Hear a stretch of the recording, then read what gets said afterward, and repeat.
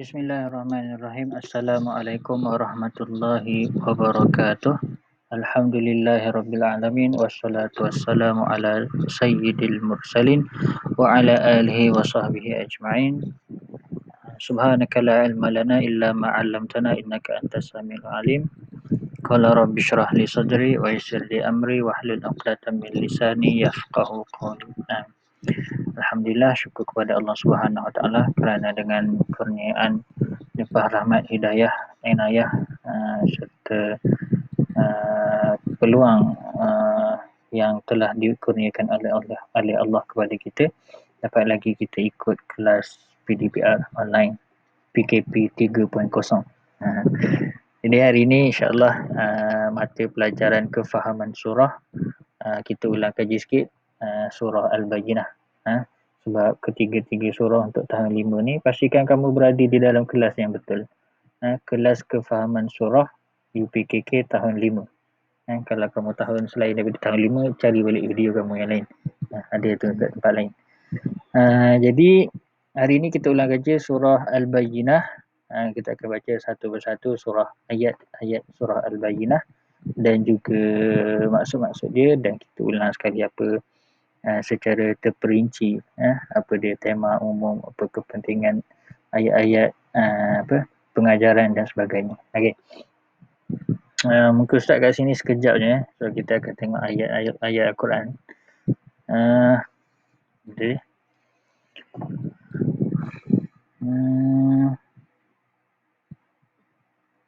Okey, kita tengok surah Al-Bayyinah. Bismillahirrahmanirrahim. Suara ustaz jelas lah.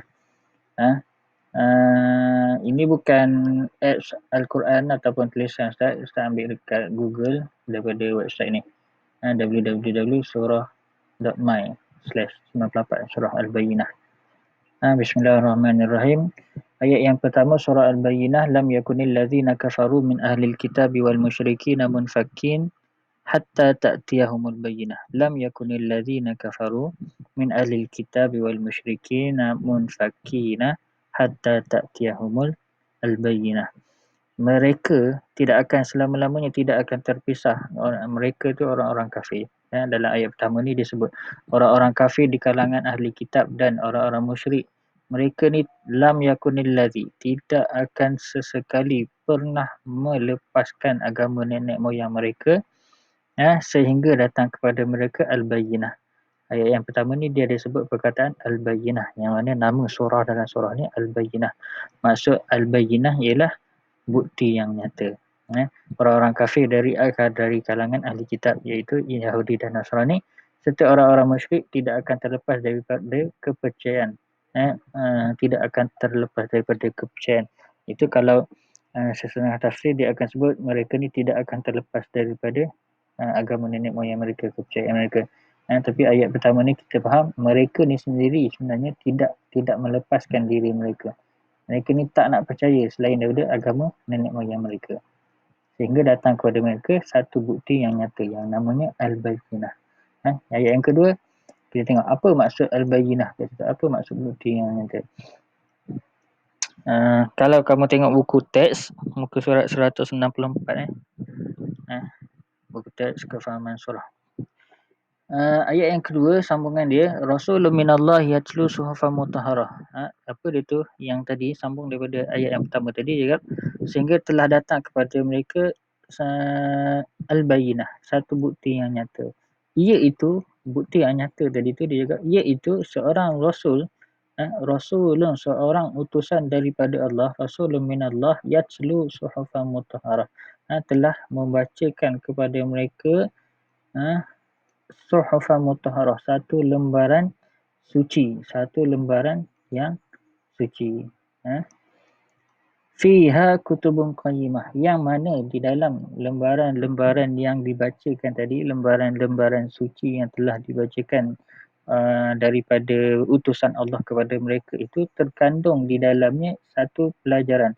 Kutubun kat sini maksud dia pelajaran ataupun kandungan isi pengajaran. Kandungan pengajaran yang benar, qayyimah, yang pengajaran itu hukumnya benar. Wa ma tafarraqal ladzina utul kitaba illa min ba'di ma ja'atuhumul bayyinah. Dan mereka ini, orang-orang yang ayat yang pertama tadi disebut, orang-orang kafir di kalangan ahli-ahli kitab dan orang-orang musyrik ini, mereka ni tidak akan memisahkan, dan orang-orang Yahudi dan Nasrani yang diberi kitab Taurat dan Injil itu tidak berpecah belah melainkan setelah datang kepada mereka bukti yang jelas dan nyata. Wa ma tafarraqal ladzina utul kitab wa ma tafarraqal ladzina utul kitaba illa, mereka ni orang-orang yang telah dibacakan Alkitab tadi, yang telah dibacakan kitab Taurat dan Injil, orang-orang yang telah diutuskan kepada mereka ni kitab Taurat dan Injil, iaitu orang-orang Yahudi dan Nasrani ini tidak akan berpecah belah. Wa ma tafarraqa, tidak akan terpecah, tidak akan berpecah belah, kecuali maksudnya mereka ni akan berpecah belah selepas min ba'di ma ja, selepas datang kepada mereka min ba'di ma ja, selepas apa yang datang kepada mereka satu bukti yang jelas dan nyata. Al-Bayyinah, maksudnya itu bukti yang jelas dan nyata.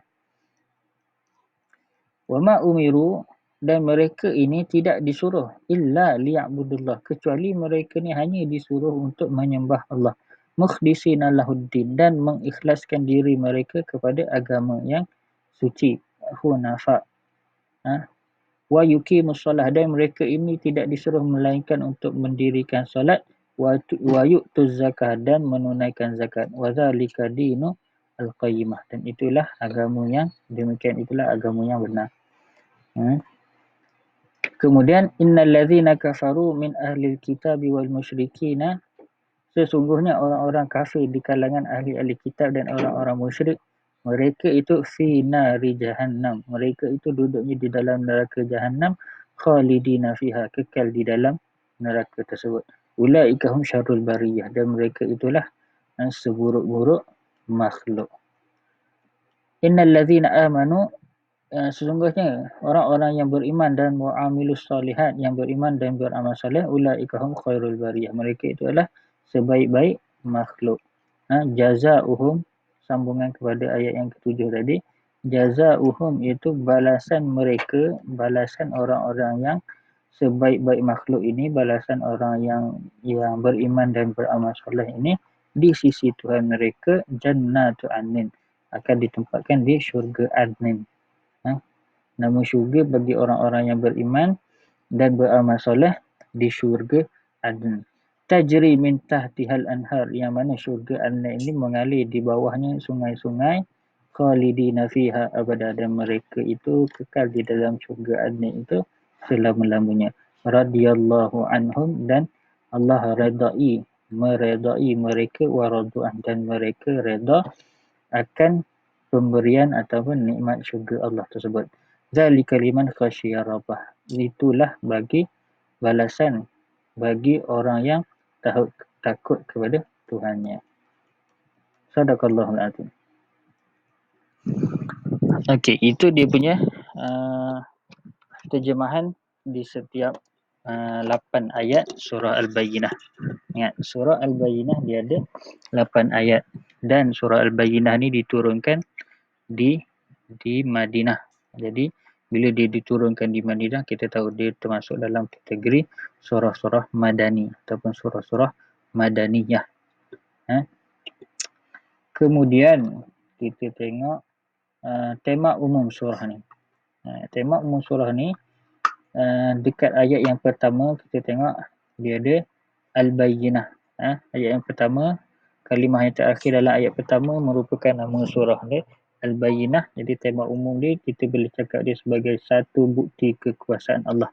Sebab di akhir ayat ni, dia dua akhir, tiga yang terakhir tu dia menceritakan apa balasan Allah kepada orang kafir, orang musyrik yang tak nak terpisah dengan, yang tak nak memisahkan diri mereka daripada agama nenek moyang mereka, dan apa dia punya balasan kekuasaan Allah balasan Allah kepada orang-orang yang beriman macam mana?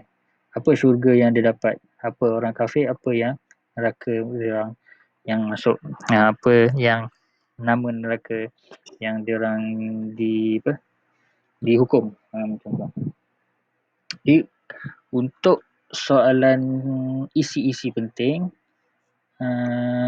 kamu boleh reka balik ayat, cuba reka ayat daripada terjemahan-terjemahan tadi. Terjemahan-terjemahan tadi kalau sepatutnya semua orang dah hafal surah ni, maksud dia sepatutnya semua orang dah boleh ingat lah. Isi-isi penting dia pun boleh ambil juga daripada terjemahan-terjemahan ringkas dia. Kita boleh cakap contoh macam ayat yang ke-8 ni, kita boleh cakap isi-isi penting, orang yang beriman dan beramal taqwa merupakan sebaik-baik makhluk contohnya. Ayat yang ke-7 macam ni. Guna balik terjemahan dia ni, sesungguhnya orang-orang yang beriman dan beramal soleh, mereka itu adalah sebaik-baik makhluk contohnya. Itu. Dan sebaik-baik makhluk di sisi Allah, tambah sikit. Dan mereka diberikan ganjaran syurga. Contoh sebenarnya. Manakala orang-orang kafir pula merupakan makhluk yang paling buruk dan kekal di dalam neraka Jahannam. Contoh bagi soalan isi-isi penting. Pengajaran surah. Pengajaran surah pula pun boleh cuba reka daripada terjemahan-terjemahan ayat ni juga.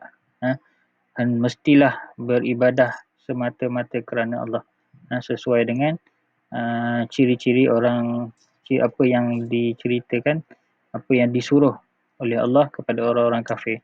Wama umiru, mereka ini tidak disuruh illa, melainkan hanya disuruh untuk menyembah Allah dan mengikhlaskan diri kepada agama yang suci. Guna balik pengajaran surah boleh cerita macam tu. Okey, itu sahaja.